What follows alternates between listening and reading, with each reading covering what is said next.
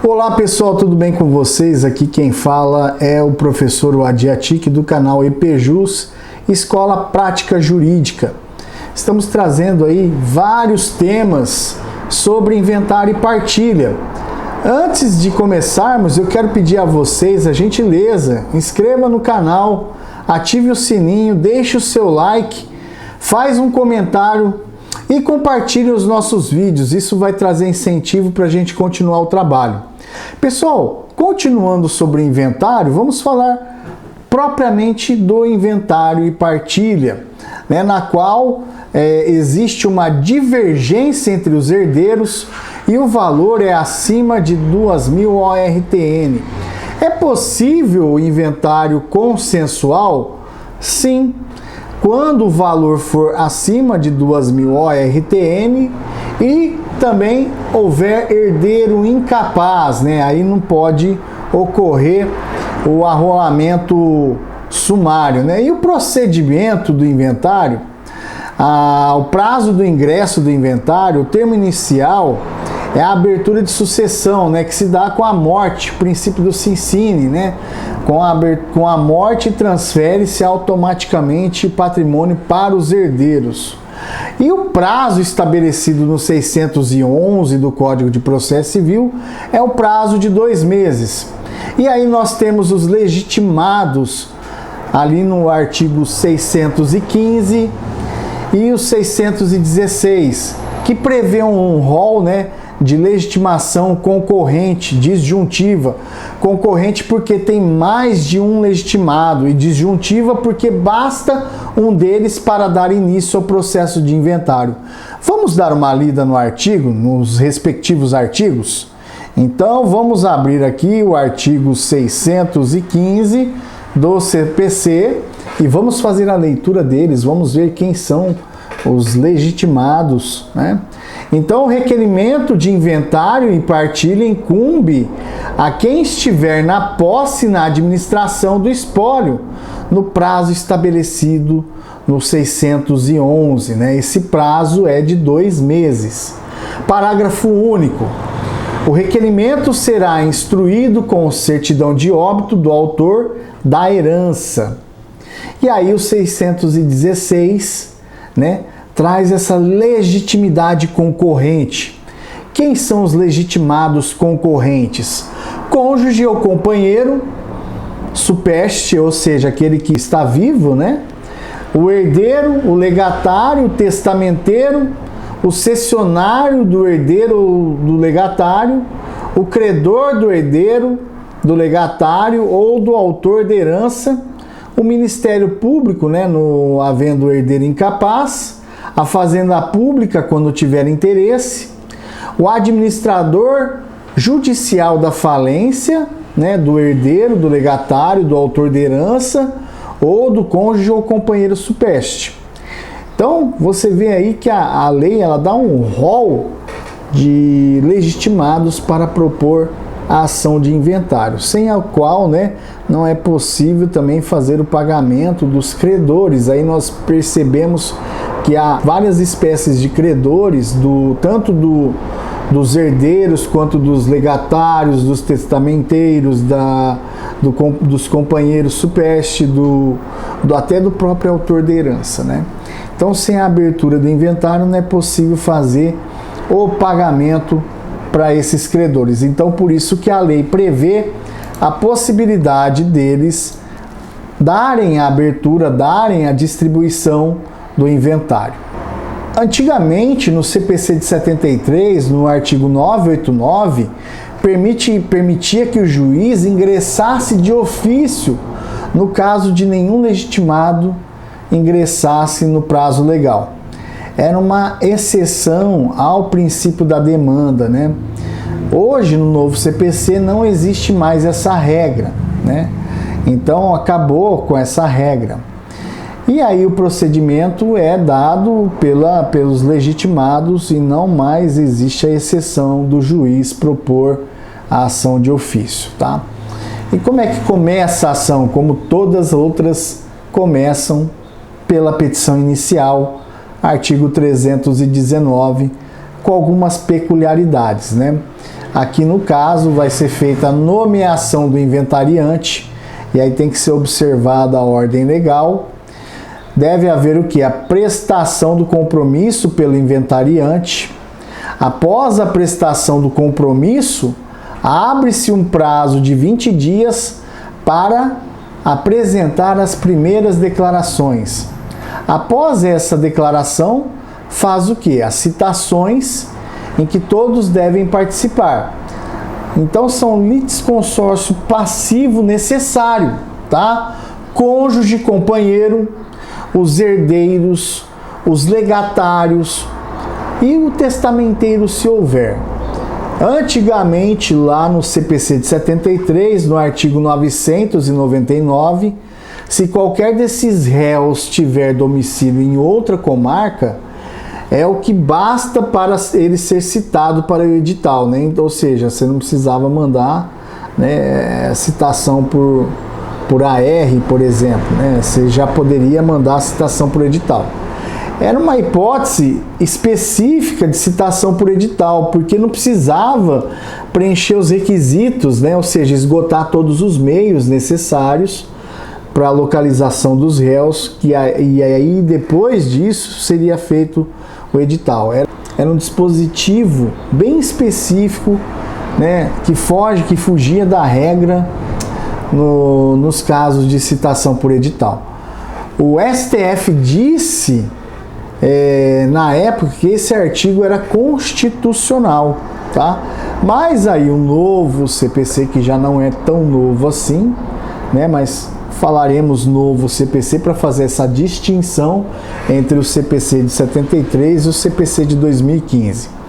O novo CPC, então, no seu artigo 626, parágrafo 1º, prevê uma citação pelo correio, acabando com essa hipótese de citação por edital. Depois da citação, tem a intimação da vara da Fazenda Pública e do MP, mas o MP só vai ser intimado se tiver herdeiro incapaz ou ausente, tá? Questão dos herdeiros ausentes. Daí abre-se um prazo de 10 dias para manifestação sobre as primeiras declarações, né? E o novo CPC amplia esse prazo para 15 dias e não mais 10 dias como era antigamente. Depois abre um prazo de 20 dias para a Fazenda Pública informar ao juízo o valor dos bens, né, arrolados e quais que estão nas primeiras declarações, né? Feita a nomeação, depois é feita a nomeação de um perito para avaliar esses bens, né? Uma observação aí, geralmente, né, vai haver uma disputa entre as partes e a fazenda com relação a esse valor, né? Porque aí a fazenda ela vai discutir por um valor maior, obviamente, para que o tributo seja maior. E a parte contrária, né, a parte autora, vai fazer de tudo, vai discutir a questão do valor do bem para ser menor o valor em decorrência de menos tributo, menos tributação, né? Então por isso que vem o perito que vai elucidar essas divergências, né? Pode ser, entretanto, esse perito ele pode ser também dispensado quando houver concordância sobre o valor e as partes e a Fazenda Pública. O prazo de 10 dias para manifestação sobre o laudo, o novo CPC colocou 15 dias. Percebam, né, isso já é dito há muito tempo, né, desde a sua entrada em vigor, que várias das manifestações no novo CPC tem por base 15 dias, né? E isso quase todas as manifestações, né?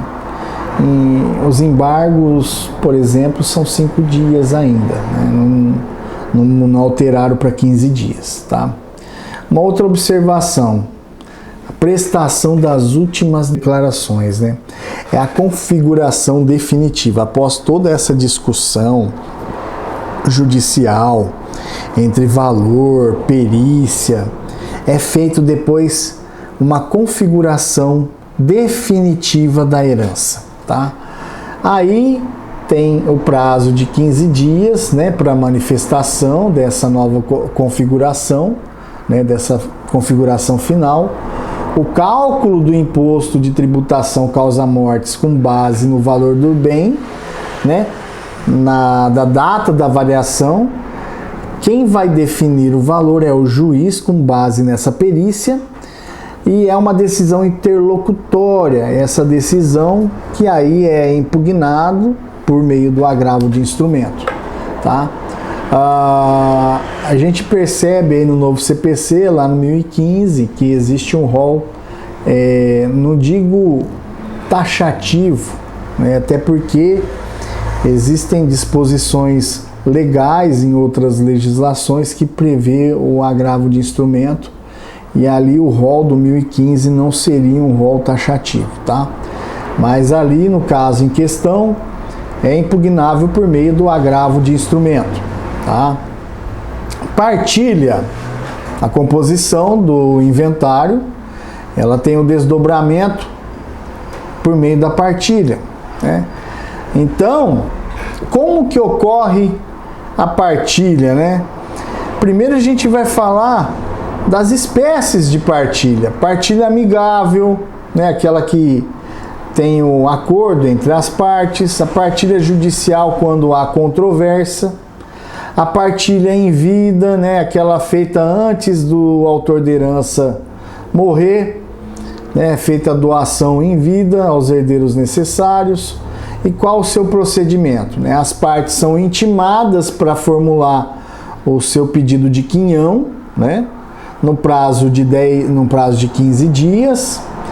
É feita, depois disso, uma decisão, né? O despacho, que agora tem um prazo também de 15 dias, era 10, o juiz ele vai resolver todos os pedidos das partes, a designação dos bens de cada quinhão, a prevenção de legítimos futuros, para a divisão tão mais igualitária possível. A comodidade, o juiz ele deve se preocupar com aquilo que é mais cômodo para os herdeiros, e aí vai ser proferida a decisão. O juiz manda para o partidor, que vai elaborar o que? O esboço da partilha. Desse esboço, né, tem a intimação das partes, né, que antigamente no CPC de 73 eles se manifestavam no prazo de 5 dias. Hoje, no CPC de 2015, o prazo para manifestação desse esboço é no prazo de 15 dias. Né? Com o esboço da partilha, o juiz vai proferir a decisão, e essa decisão, a partilha será lançada nos autos. O juiz profere uma decisão em que define a partilha, né? Então, o artigo 654 do CPC, depois dessa partilha ser lançada nos autos, vai gerar às partes o pagamento do imposto de transmissão. E junta aos autos essa certidão negativa de dívida da Fazenda Pública.